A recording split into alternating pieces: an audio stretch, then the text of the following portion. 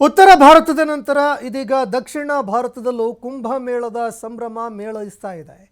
T ನರಸೀಪುರದ Triveni ಸಂಗಮದಲ್ಲಿ ಕುಂಭಮೇಳವನ್ನು ಆಯೋಜನೆ ಮಾಡೋದಕ್ಕೆ ಭರ್ಜರಿ ತಯಾರಿಗಳು ನಡೀತಾ ಇದೆ.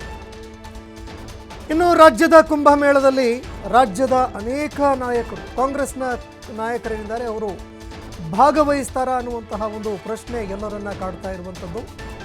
ಪ್ರಯಾಗ್ರಾಜ್ನಲ್ಲಿ ನಡೆದಂತಹ ಕುಂಭಮೇಳದಲ್ಲಿ DCM DK ಶಿವಕುಮಾರ್ ಅವರು ಭಾಗಿಯಾಗಿದ್ದರು. ಅವರು ಪ್ರಯಾಗ್ರಾಜ್ಗೆ ತೆರಳಿದರು. ಪ್ರಯಾಗ್ರಾಜ್ನ ಕುಂಭಮೇಳದಲ್ಲಿ ಸ್ನಾನವನ್ನು ಕೂಡ ಮಾಡಿಕೊಂಡು ಬಂದಿದ್ದರು. ಆದರೆ ಉಳಿದ ಯಾವುದೇ ಕಾಂಗ್ರೆಸ್ ನಾಯಕರು ಕೂಡ ಅತ್ತ ತಲೆನೇ ಹಾಕಲಿಲ್ಲ. ಇದೀಗ ಕರ್ನಾಟಕದ ಕುಂಭಮೇಳದಲ್ಲಾದರೂ ಕಾಂಗ್ರೆಸ್ನ ನಾಯಕರು ಭಾಗಿಯಾಗ್ತಾರಾ ಅನ್ನುವಂತಹ ಒಂದು ಪ್ರಶ್ನೆ ಕಾಡ್ತಾ ಇದೆ. ಖರ್ಗೆಯವರ ಹೇಳಿಕೆಯ ನಂತರ ಕಾಂಗ್ರೆಸ್ನ ನಾಯಕರು ಸೈಲೆಂಟ್ ಆಗಿದ್ದರು. ಕೇಂದ್ರ ಗೃಹ ಸಚಿವ ಅಮಿತ್ ಶಾ ಯೋಗಿ ಆದಿತ್ಯನಾಥ್ ಅವರ ಸ್ನಾನದ ಬಗ್ಗೆ ಲೇವಡಿ ಮಾಡಿದ್ರು. DCM DK ಶಿವಕುಮಾರ್ ಅವರು ಹೋಗಿ ಬಂದ ನಂತರ ಇದನ್ನೇ ಬಿಜೆಪಿ ನಾಯಕರು ಲೇವಡಿ ಮಾಡಿದ್ರು. ನೀವೆಲ್ಲರೂ ನಮ್ಮ ನಾಯಕರನ್ನ ಲೇವಡಿ ಮಾಡ್ತೀರಿ, AICC ಅಧ್ಯಕ್ಷರೇ ಲೇವಡಿ ಮಾಡ್ತಾರೆ. ಆದರೆ DCM DK ಶಿವಕುಮಾರ್ ಅವರು KPCC ಅಧ್ಯಕ್ಷರು ಅವರು ಕುಂಭಮೇಳಕ್ಕೆ ಹೋಗಿ ಬಂದರು ಅಂತ ಇದನ್ನೇ ಬಿಜೆಪಿ ನಾಯಕರು ತೀವ್ರವಾಗಿ ಲೇವಡಿ ಮಾಡಿದ್ರು. ಹಾಗಾಗಿ ರಾಜ್ಯದಲ್ಲಾದರೂ ಕುಂಭಮೇಳದಲ್ಲಿ ಸ್ನಾನಕ್ಕೆ ಅಂತ ಕಾಂಗ್ರೆಸ್ನ ನಾಯಕರು ಹೋಗ್ತಾರಾ ಅನ್ನೋ ಪ್ರಶ್ನೆ ಕಾಡ್ತಾ ಇದೆ. ಇವತ್ತಿನಿಂದ 3 ದಿನಗಳವರೆಗೆ ತ್ರಿವೇಣಿ ಸಂಗಮದಲ್ಲಿ ಕುಂಭಮೇಳ ನಡೆಯುತ್ತೆ. ಅದಕ್ಕಾಗಿ ಭರ್ಜರಿ ತಯಾರಿಗಳು ಕೂಡ ಈಗಾಗಲೇ ನಡೀತಾ ಇದೆ. ಇನ್ನು ದೃಶ್ಯಾವಳಿಯಲ್ಲೂ ಕೂಡ ನೀವು ನೋಡ್ತಾ ಇದ್ದೀರಿ. ಇದು ತ್ರಿವೇಣಿ ಸಂಗಮದಲ್ಲಿ ನಡೀತಾ ಇರುವಂತಹ ಒಂದು ಭರ್ಜರಿ ತಯಾರಿಯ ದೃಶ್ಯಾವಳಿಗಳು. ಇನ್ನು ಪ್ರಮುಖವಾಗಿ ಕಾಂಗ್ರೆಸ್ನ ನಾಯಕರು ತ್ರಿವೇಣಿ ಸಂಗಮದಲ್ಲಿ ಮಿಂದೇಳೋದಕ್ಕೆ ಪವಿತ್ರ ಸ್ನಾನಕ್ಕೆ ಅಂತ ತೆರಳುತ್ತಾರಾ ಅನ್ನುವಂತಹ ಒಂದು ಪ್ರಶ್ನೆ ಈಗ ಎದುರಾಗ್ತಾ ಇದೆ. ಯಾಕಂದರೆ ಪ್ರಯಾಗ್ರಾಜ್ನಲ್ಲಿ ನಡೆದಂತಹ ಒಂದು ಕುಂಭಮೇಳದಲ್ಲಿ ಕಾಂಗ್ರೆಸ್ನ ನಾಯಕರು ಸ್ನಾನಕ್ಕೆ ಅಂತ ಹೋಗಿರಲಿಲ್ಲ. ಅದೇ ರೀತಿಯಾಗಿ ಯಾವಾಗ BJP ನಾಯಕರೆಲ್ಲರೂ ಕೂಡ ಪ್ರಯಾಗ್ರಾಜ್ನಲ್ಲಿ ಕುಂಭಮೇಳದಲ್ಲಿ ಸ್ನಾನದಲ್ಲಿ ಮಿಂದೆದ್ರು, ಆ ಸಂದರ್ಭದಲ್ಲಿ AICC ಅಧ್ಯಕ್ಷ ಮಲ್ಲಿಕಾರ್ಜುನ್ ಖರ್ಗೆ ಅವರು ಗಂಭೀರವಾಗಿ ಅದನ್ನು ಟೀಕೆ ಮಾಡಿದ್ರು. AICC ಅಧ್ಯಕ್ಷ ಮಲ್ಲಿಕಾರ್ಜುನ್ ಖರ್ಗೆ ಅವರು ಕುಂಭಮೇಳದಲ್ಲಿ ನೀವು ಸ್ನಾನ ಮಾಡೋದ್ರಿಂದ ದೇಶಕ್ಕೆ ಇದೀಗ ಏನು ದೇಶದಲ್ಲಿ ಇರುವಂತಹ ಬಡತನ, ದೇಶದ ಬಡತನ ಏನಿದೆ ಅದು ನಿವಾರಣೆ ಆಗೋದಿಲ್ಲ ಅನ್ನುವಂತಹ ಒಂದು ಮಾತನ್ನು AICC ಅಧ್ಯಕ್ಷ ಮಲ್ಲಿಕಾರ್ಜುನ್ ಖರ್ಗೆ ಅವರು ಹೇಳಿದರು. ಅವರು ಹೇಳಿದಂತಹ ಒಂದು ಅರ್ಥ ಬೇರೆಯಾಗಿದ್ದರೂ ಕೂಡ ಸಾಕಷ್ಟು ಅದಕ್ಕೆ ಟೀಕೆ ಟಿಪ್ಪಣಿಗಳಾಯಿತು. ನೀವು ಕೂಡ ಹೋಗಬಹುದಾಗಿತ್ತಲ್ವಾ ಅನ್ನುವಂತಹ ಒಂದು ಪ್ರಶ್ನೆ ಅವರನ್ನು ಕೂಡ ಎಲ್ಲರೂ ಕೇಳಿದ್ರು. ಈ ನಡುವೆ DCM DK ಶಿವಕುಮಾರ್ ಅವರು ಪ್ರಯಾಗ್ರಾಜ್ಗೆ ಹೋದರು. ಹೀಗಾಗಿ AICC ಅಧ್ಯಕ್ಷರ ಆದಿಯಾಗಿ ಎಲ್ಲರನ್ನೂ ಕೂಡ BJP ನಾಯಕರು ಕಾಲೆಳೆಯೋದಕ್ಕೆ ಮುಂದಾದರು. ಈಗ ತ್ರಿವೇಣಿ ಸಂಗಮದಲ್ಲಿ ಸಕಲ ರೀತಿಯಾದಂತಹ ತಯಾರಿಗಳು ನಡೀತಾ ಇದೆ. ತ್ರಿವೇಣಿ ಸಂಗಮದಲ್ಲಿ ಭರ್ಜರಿ ತಯಾರಿಗಳನ್ನು ಮಾಡಿಕೊಳ್ಳಲಾಗ್ತಾ ಇದೆ.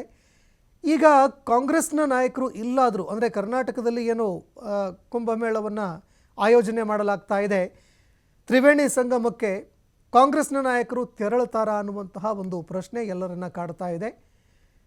ಇನ್ನು ಅದೇ ರೀತಿಯಾಗಿ ಮತ್ತೊಂದೆಡೆ ನಾವು ನೋಡಿದಾಗ ಕುಂಭಮೇಳ ಈ ವರ್ಷ ಬಹಳಷ್ಟು ಸಾಮಾಜಿಕ ಜಾಲತಾಣದಲ್ಲಿ ಅದೇ ರೀತಿಯಾಗಿ ಸಮಾಜದಲ್ಲಿ ಸಾಕಷ್ಟು ಚರ್ಚೆಗೆ ಕಾರಣ ಆಯಿತು.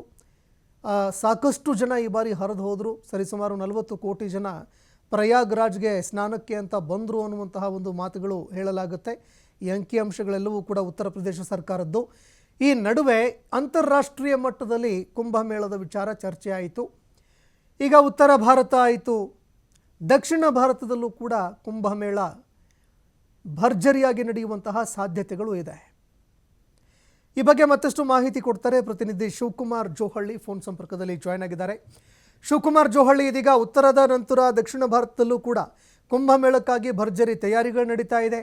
ರಾಜಕೀಯ ಟೀಕೆ ಟಿಪ್ಪಣಿಗಳು ಕೂಡ ಸಾಕಷ್ಟಿದೆ. ತಯಾರಿಗಳು ಯಾವ ರೀತಿಯಾಗಿದೆ, ಅದೇ ರೀತಿಯಾಗಿ ರಾಜಕೀಯ ಟೀಕೆ ಟಿಪ್ಪಣಿಗಳು ಯಾವ ರೀತಿಯಾಗಿ ನಡೀತಾ ಇದೆ ಕುಂಭಮೇಳಕ್ಕೆ ಸಂಬಂಧಪಟ್ಟಂತೆ ಅಂತ? ಸಂತೋಷ್, ಈಗಾಗಲೇ ಉತ್ತರ ಭಾರತದ ಪ್ರಯಾಗ್ರಾಜ್ನಲ್ಲಿ ನಿರಂತರವಾಗಿ 1 ತಿಂಗಳ ಕಾಲ ಕುಂಭಮೇಳ ಆಗ್ತಾ ಇರುವಂತದನ್ನ ನೋಡ್ತಾ ಇದ್ದೇವೆ. ಇಡೀ ಜಗತ್ತಿನಾದ್ಯಂತ ಧಾರ್ಮಿಕವಾಗಿ ಯಾರೆಲ್ಲ ಭಕ್ತಿ ಭಾವ ಇದೆ ಎಲ್ಲರೂ ಕೂಡ ಕುಂಭಮೇಳಕ್ಕೆ ಬರ್ತಾ ಇದ್ದಾರೆ, ಅಲ್ಲಿ ಪುಣ್ಯ ಸ್ನಾನವನ್ನ ಮಾಡ್ತಾ ಇದ್ದಾರೆ. ಒಂದು ಕಡೆ ಇದು ರಾಜಕೀಯ ತಿರುವನ್ನು ಕೂಡ ಪಡೆದುಕೊಂಡಿತ್ತು ಈ ಬಾರಿ. ಅಮಿತ್ ಶಾ ಮತ್ತೆ ಉತ್ತರ ಪ್ರದೇಶದ ಸಿಎಂ ಯೋಗಿ ಆದಿತ್ಯನಾಥ್ ಅವರು ಯಾವಾಗ ಪುಣ್ಯ ಸ್ನಾನವನ್ನ ಮಾಡಿದ್ರು ಆ ಸಂದರ್ಭದಲ್ಲಿ ಎಐಸಿಸಿ ಅಧ್ಯಕ್ಷರಾಗಿರುವಂತಹ ಮಲ್ಲಿಕಾರ್ಜುನ್ ಖರ್ಗೆ ಅವರು ಒಂದ್ ರೀತಿ ವಿವಾದಾತ್ಮಕವಾದಂತಹ ಹೇಳಿಕೆಯನ್ನ ಆ ಸಂದರ್ಭದಲ್ಲಿ ಕೊಟ್ಟಿದ್ರು ಈ ಪುಣ್ಯ ಸ್ನಾನದ ಬಗ್ಗೆ. ಅದಾದ ನಂತರ ಸಾಕಷ್ಟು ಚರ್ಚೆಗಳಾಯ್ತು, ಪರ ವಿರೋಧ ಹೇಳಿಕೆಗಳು ಕೂಡ ಹೊರಬಿತ್ತು ಖರ್ಗೆ ಅವರ ಹೇಳಿಕೆಗೆ ಸಂಬಂಧಪಟ್ಟಂತೆ.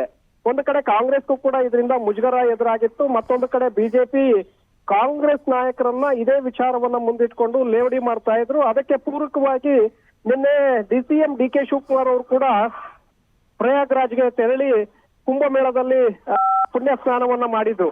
ಇದಾದ ನಂತರ ಮತ್ತಷ್ಟು ವಿವಾದ ಈಗ ಕಾಂಗ್ರೆಸ್ಗೆ ಎದುರಾಗ್ತಾ ಇದೆ, ಮುಜುಗರ ಎದುರಾಗ್ತಾ ಇದೆ. ಕಾರಣ ಬಿಜೆಪಿ ನಾಯಕರು ಇದನ್ನೇ ಅಸ್ತ್ರವನ್ನಾಗಿ ಮಾಡಿಕೊಂಡು, ನೀವು ನೋಡಿದ್ರೆ ಕುಂಭಮೇಳದ ಬಗ್ಗೆ ಅಪಹಾಸ್ಯವನ್ನ ಮಾಡ್ತಾ ಇದ್ದೀರಿ, ಆದ್ರೆ ನಿಮ್ಮದೇ ಪಕ್ಷದಲ್ಲಿರುವಂತಹ ಡಿ ಕೆ ಶಿವಕುಮಾರ್ ಅವರು ಈ ಪುಣ್ಯ ಸ್ನಾನದಲ್ಲಿ ಭಾಗಿಯಾಗಿದ್ದಾರೆ ಅನ್ನುವಂತ ವಿಚಾರವನ್ನ ಮುಂದೆ ಇಟ್ಕೊಂಡು ಬಿಜೆಪಿ ನಾಯಕರು ಖರ್ಗೆ ಅವರನ್ನ ಇವತ್ತು ಲೇವಡಿ ಮಾಡ್ತಾ ಇದ್ದಾರೆ. ಹಾಗಾಗಿ ಈಗ ಉತ್ತರ ಭಾರತದ ನಂತರ ದಕ್ಷಿಣ ಭಾರತದಲ್ಲೂ ಕೂಡ ಮಹತ್ವದ ಕುಂಭಮೇಳ ಈಗ ಪ್ರಾರಂಭವಾಗ್ತಾ ಇದೆ. ಟಿ ನರಸೀಪುರದ ತ್ರಿವೇಣಿ ಸಂಗಮದಲ್ಲಿ ಈಗ ಕುಂಭಮೇಳ ಪ್ರಾರಂಭ ಆಗ್ತಾ ಇರೋದ್ರಿಂದ ಇಲ್ಲೂ ಕೂಡ ಅದೇ ರೀತಿಯಾದಂತಹ ಚರ್ಚೆಗಳು ಈಗ ಶುರುವಾಗಿದೆ. ಯಾಕಂದ್ರೆ ಉತ್ತರ ಭಾರತದಲ್ಲಿ ಕುಂಭಮೇಳ ಆದಂತಹ ಸಂದರ್ಭದಲ್ಲಿ ಈ ರೀತಿಯಾದಂತಹ ಹೇಳಿಕೆಗಳನ್ನ ಕೊಟ್ರಿ, ಈಗ ಈ ಕುಂಭಮೇಳದಲ್ಲಿ ಕಾಂಗ್ರೆಸ್ ನಾಯಕರು ಭಾಗಿಯಾಗ್ತಾರಾ ಹೇಗೆ ಅನ್ನುವಂತಹ ಪ್ರಶ್ನೆ ಈಗ ಉದ್ಭವ ಆಗ್ತಾ ಇದೆ. ಕಾರಣ ಯಾಕೆಂದ್ರೆ ಹಿಂದೆ ಖರ್ಗೆ ಅವರು ಹೇಳಿಕೆ ಕೊಡುವ ಮೊದಲು ಹಲವು ಕಾಂಗ್ರೆಸ್ ನಾಯಕರು ಕುಂಭಮೇಳಕ್ಕೆ ಭೇಟಿಯನ್ನ ಕೊಟ್ಟು ಅಲ್ಲಿ ಧಾರ್ಮಿಕ ಕಾರ್ಯಕ್ರಮಗಳಲ್ಲಿ ಭಾಗಿಯಾಗಬೇಕು ಅನ್ನುವಂತ ಒಂದು ಆಸೆಯನ್ನ ಇಟ್ಕೊಂಡಿದ್ರು. ಯಾವಾಗ ಖರ್ಗೆ ಅವರು ಹೇಳಿಕೆಯನ್ನ ಕೊಟ್ಟರು ಆಗ ಪಕ್ಷದ ನಿರ್ಧಾರಕ್ಕೆ ಬದ್ಧವಾಗಿ ಬಹುತೇಕರು ಈ ಒಂದು ಪ್ರವಾಸದಿಂದ ಹಿಂದಕ್ಕೆ ಸರಿದ್ರು. ಈಗ ಅದೇ ರೀತಿಯಾಗಿ ಕಟ್ಟು ಬೀಳ್ತಾರ, ಆ ಮಾತಿಗೆ ಕಟ್ಟು ಬೀಳ್ತಾರ, ಈ ಕುಂಭಮೇಳದಲ್ಲೂ ಭಾಗಿಯಾಗ್ತಾರಾ ಇಲ್ವಾ ಅನ್ನುವಂಥದ್ದು ಸಾಕಷ್ಟು ಕುತೂಹಲವನ್ನ ಮೂಡಿಸ್ತಾ ಇದೆ.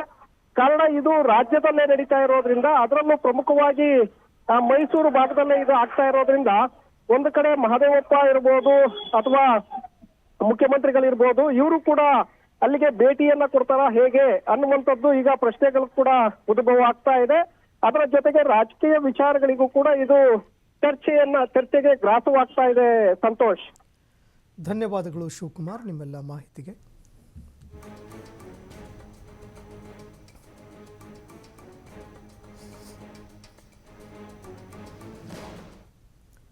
ಧನ್ಯವಾದಗಳು ಶಿವಕುಮಾರ್ ನಿಮ್ಮೆಲ್ಲ ಮಾಹಿತಿಗೆ.